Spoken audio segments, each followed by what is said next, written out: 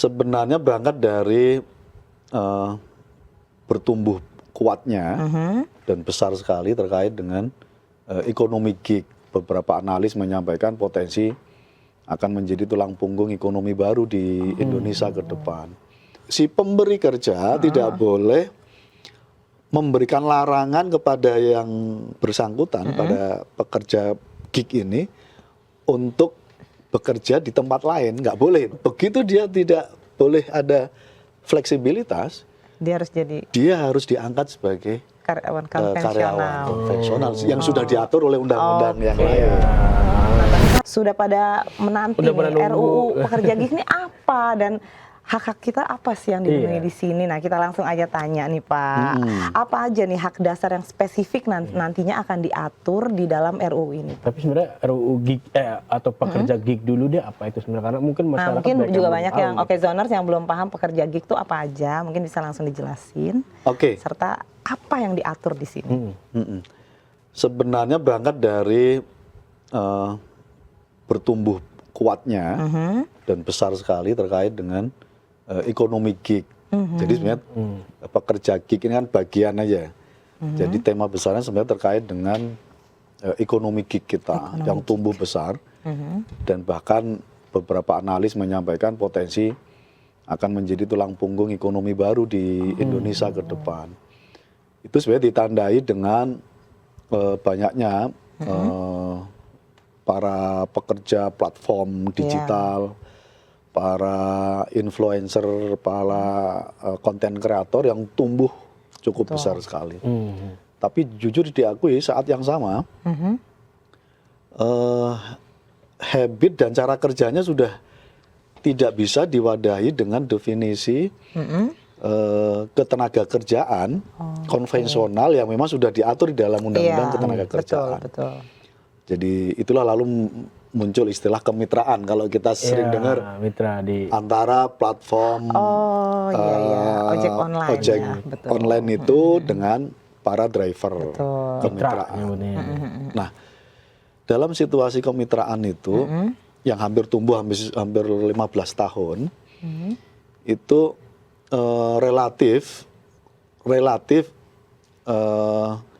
terkait dengan perlindungan para pekerja gig ini belum mendapatkan tempat yang layak dan adil. Karena memang tidak masuk di dalam definisi ketenaga kerjaan konvensional itu. Nah, karena itu saya menginisiasi karena semua anggota DPR RI punya hak untuk mengusulkan hak inisiatif mendorong RUU. Nah, karena itu saya mengusulkan ini namanya RUU pekerja gig. Nah, pekerja gig sendiri kira-kira definisinya adalah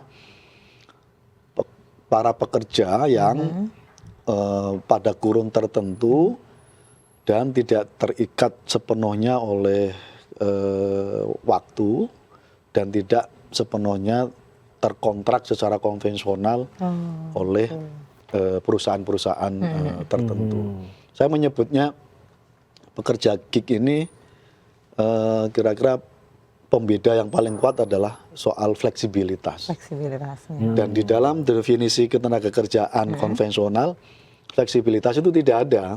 Jadi semua sudah diatur ya, sudah diatur, tersistem gitu ya. Nah, betul. Nah, mau cuti 1 jam aja udah diatur kalau konvensional. Libur. Nah, saat yang sama ini nggak bisa gitu. Karena itu RUU ini mendefinisikan ulang atau memberi definisi baru, mengajukan definisi baru terkait dengan definisi ketenaga kerjaan yang berbasis pekerja gig. Nah, kira-kira gitu. Kenapa ini perlu? Karena memang sangat dibutuhkan hari ini.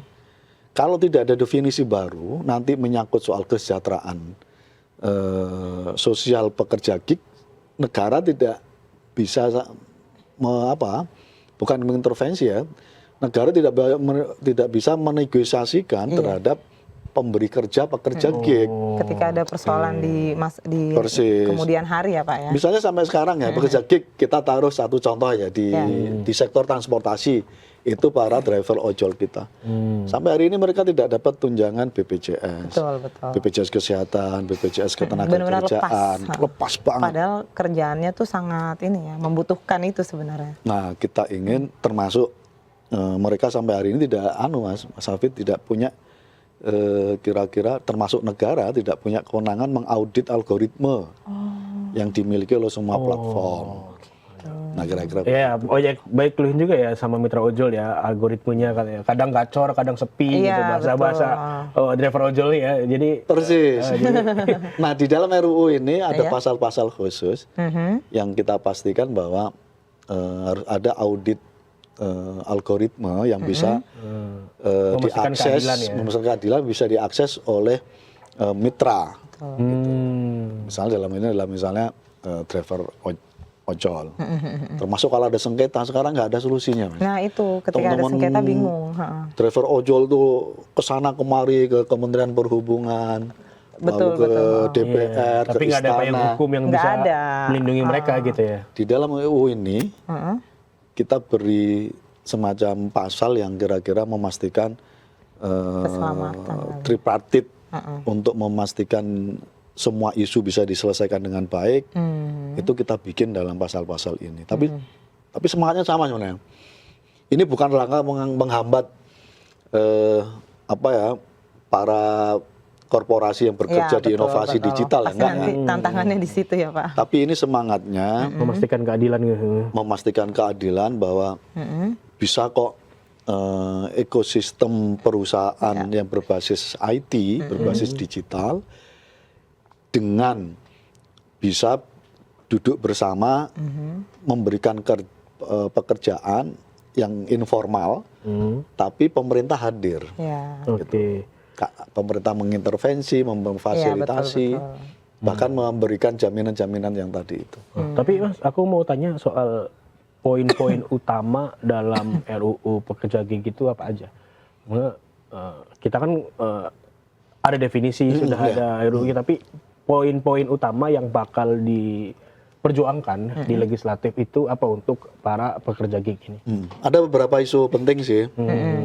Yang pertama, kita ingin semua pekerja gig, misalnya konten kreator, terus MUA, MUA kan masuk, termasuk yang MUA, hampir ada MUA. Itu kira-kira dia mendapatkan apa yang saya sebut sebagai semacam pendapatan bersih. Jadi pihak pemberi pekerjaan kepada pekerja gig ini itu ada semacam kesepakatan. Inilah kira-kira salary minimum. Nah, kira-kira gitu. Salary minimum yang disepakati, diatur, dan di dalam pasal-pasal ini kami dorong. Walaupun nanti secara teknis itu betul-betul tidak bisa diatur di undang-undang, nanti levelnya di peraturan pemerintah sebagai turunan dari undang-undang ini. Jadi nggak ada lagi istilahnya bayar siklasnya gitu ya? Ada aturan minimum dan maksimumnya ya. Betul. Yang kedua, isu menyangkut soal kesejahteraan. Jadi kita dorong semua para pemberi kerja itu, pekerja gig ini untuk mengcover terkait dengan isu kesejahteraan mitranya. Dalam hal ini mulai BPJS Tenaga-kerjaan, BPJS Kesehatan, dan berbagai komponen lain terkait dengan kesejahteraan. Nah, yang ketiga juga menyangkut soal pengaturan terkait dengan pihak pekerja, pemberi kerja tidak boleh memberikan pembatasan waktu jadi pihak dan platformnya. pembatasan kerja di tempat lain karena fleksibilitas.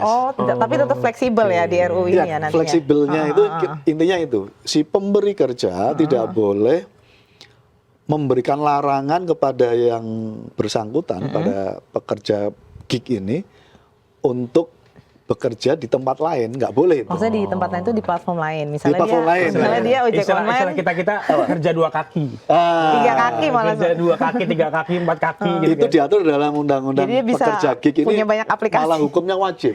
Oh, Tidak boleh ada pelarangan. Oh, beda sama kita ya.